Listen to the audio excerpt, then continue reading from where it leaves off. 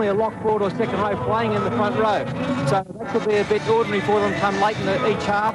Also, Paul Newlove was out through injury. He's the Featherstone Rovers centre now playing with Bradford Northern, of course.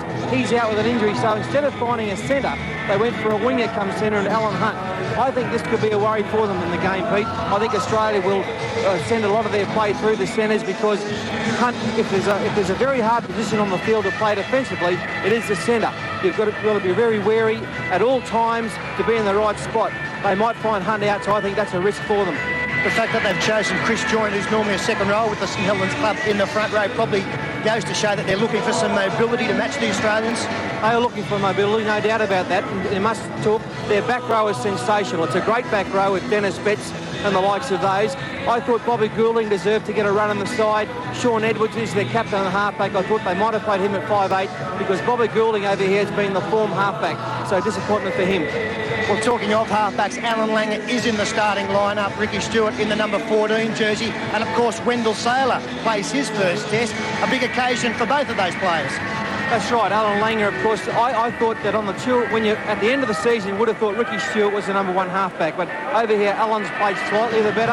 I think it's been the hardest decision Bob Fulton's ever made. He's told me that personally. I think he's done the right thing, Alfie, to lead the way for Australia around the halfback area. And, of course, Ricky Stewart is there. He can play half 5'8", or, if need be, in the hooking role. Steve Waller's still carrying a slight back injury. Wendell Saylor, big day for him. Mickey Hancock is out with the bad shoulder, and Wendell, he's carved them up over here. He's absolutely killed them, and they fully deserve it to get a run on the wing. Well, a fair bit of strength on the bench for both of these teams. You mentioned Ricky Stewart. Now lining up. It's a big occasion. This is a great walk for them. They've got about probably 200 or 300 metre walk to get to the centre of the pitch. Jeff Carr leading out the Australian side there with Bob Fulton behind him. Mal Meninga, the great Australian captain. What a day for Mal Meninga as well. I imagine through some of the Australian minds, the thought 4 years ago, the first test, this corresponding match, 19-12 losers. And since then, England have also gone very close in the World Cup and did win a test in Melbourne in 1992. So they know they're up against it. Pete, I don't think they're hopeless here. Great Britain have got a good side. In front of this crowd, I'll tell you, they will be pumped. I saw them an hour ago do a lap.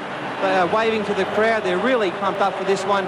I don't think they're without a chance. If Martin Offiah decides to have a dig, gets involved, he's the fastest man on the pitch. You can see Shaun Edwards maybe kicking for him. Ellery Hanley there in his debut as Great Britain coach after taking over from Malcolm really a month ago.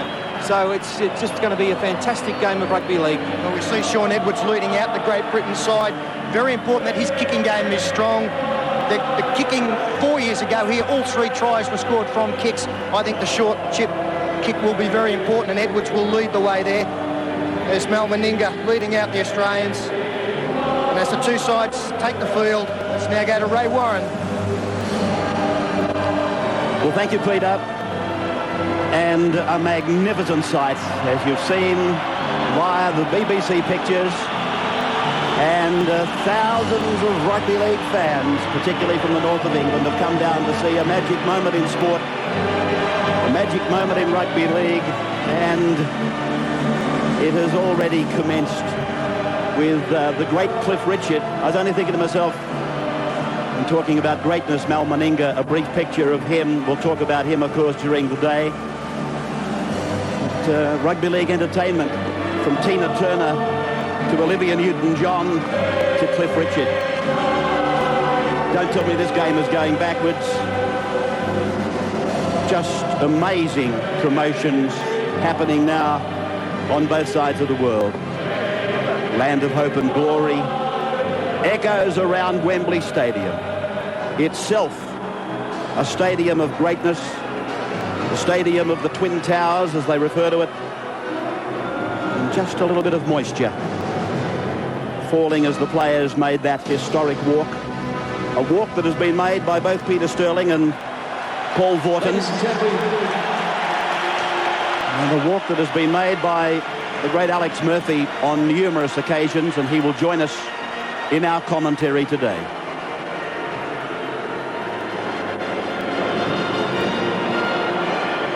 We stand by for 3 very important things. Australian national anthem Ladies and gentlemen, we hope you enjoyed the hit. God save the Queen, and then there'll be a minute's silence, which I'll tell you about in just a moment. Students from the Performance Dance College in London. It was produced for the Rugby League by Production Portfolio, with special thanks to EMI UK, the Prince Richard Organisation, BBC, and of course Wembley Stadium.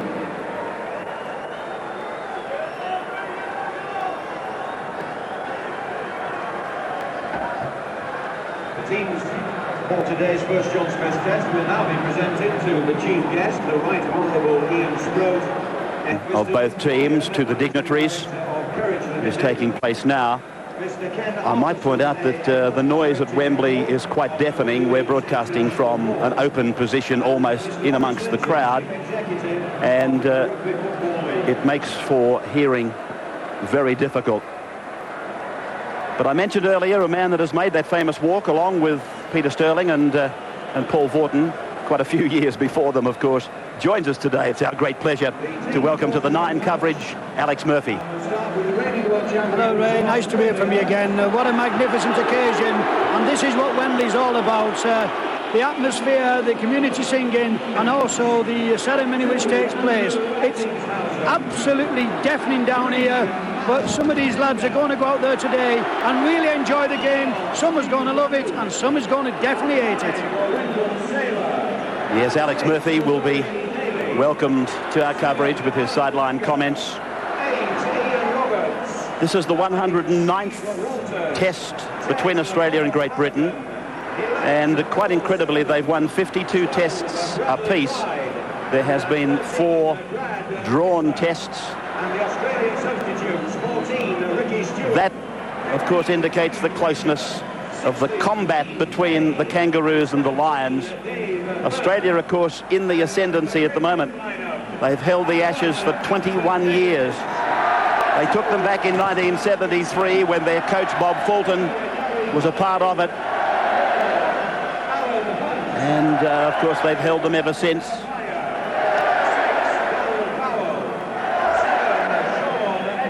In the reserve grade for the Brisbane Broncos, now finds himself playing his first test match. And what better place to do it than at the Wembley Stadium in front of a big crowd. Meninga, he's done it plenty of times before. And somebody like Mel is going to be very important for Wendell, just to calm him down early in the game, make sure that he keeps focused where he needs to be and not sort of starts to stargaze around, because that is an easy thing to do here.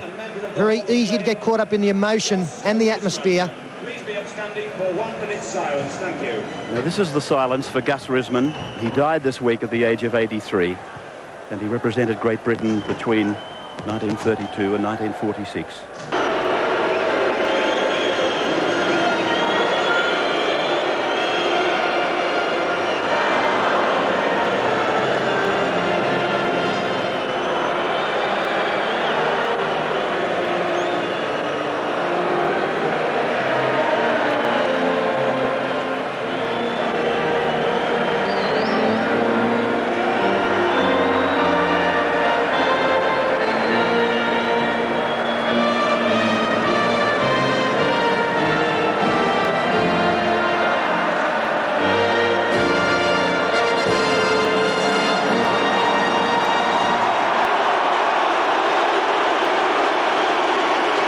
A great contingent of Australians. They've spent thousands of dollars to be here, and they are absolutely loving it. God save the Queen now. He'll do the first 2 tests, and Bill Harragon will do the 3rd at Elland Road. I think the Australians will be very happy to have Graham Annesley in charge. One of the problems they've had over here during this tour has been getting used to the different interpretations. No doubt the 10-metre rule hasn't been enforced particularly well, nor the play the ball area. If it's an open game out here, I'm sure the Kangaroos will benefit. And if there's 50,000 people here at the moment, it sounds like 150,000. We just hope that we can provide some of the atmosphere back to you at home and in other areas, because it is a place to be. So Australia unbeaten on tour so far. 5 down. And there's the kick-off to the first test at Wembley. Straight to the captain, Edwards, and the return is on through Farrell. Look at Australia swarming in. Daley and Clyde. 5 of the Australians debutants at Wembley. 7 metres inside their own 20-metre line. And the big number 8 for Great Britain, Carl Harrison, who played so well for Halifax. Now Joynt.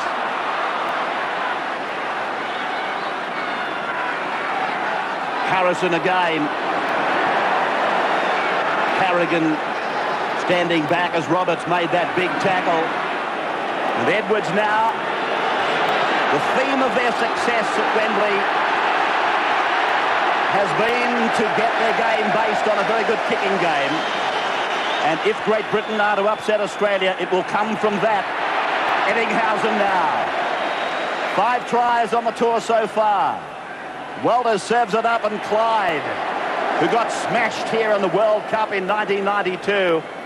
They didn't get a chance to see Bradley Clyde. Now Harragon with a storming run. They're 45 out from the Great Britain line as the hooker gets offside at marker, and Daley puts it down into the corner. And the nuggety winger, Jason Robinson, comes back and away to be met by Daley, who's making his Wembley debut today. And the tackle was Renouf. Phil Clarke nearly come out with the first mistake there. Great start from Laurie. Daley came up with the first tackle of the game, a very strong one. I think we'll find that he will take on a lot of the role in the Australian kicking game. Allan Langer not particularly long, so Daley will be kicking for distance and field position. Played by Daryl Powell. It's gone to the blind, and it's tackled there. The Great Britain number 12, Andrew Farrell. Back and onto the boot of Edwards once more. He's the most capped Great Britain player and the greatest achiever out there in this team today, Shaun Edwards, rewarded with the captaincy. He hasn't captained Great Britain for 2 years. Now Wendell Sailor. The crowd, they've come to love him out here, but I tend to think they hate him today. Walters it is, and there's an obvious penalty, and Graham Annesley rules correctly on it. Yes, Lee Jackson there, Dean, to never be standing in front of the man playing the ball in Sailor, always standing to the side. He's been doing it all day, Paul, really. That's right, and as he gives his first penalty to the Australians, not a popular decision here at Wembley. And with the football in the hands, Australia have looked twice as good as Great Britain at this stage, putting on some plays and around the rucks. Great Britain concerned to run one up. The Australian bench, Stewart, Brasher, Pay and Ferner. The tap taken now. Meninga off of the decoy at Ettingshausen. A very busy start from the Cronulla centre. Utility back. Sironen has been the target of some high shots. In fact, talking of that, McDermott is on the bench for Great Britain today. And now Australia, they take it just inside the 20-metre line. The 2 props, Roberts firstly and now Harragon. The right way is the way to come. They've caught the centre in Hunte outside Denis Betts. Here's Langer looking to hold it up and take it to the line. He wasn't prepared to put Daley under the pressure of a dump. He took the tackle. They go the blind. Meninga rolls it into the end goal. And back to the 20-metre line for the restart. For the British.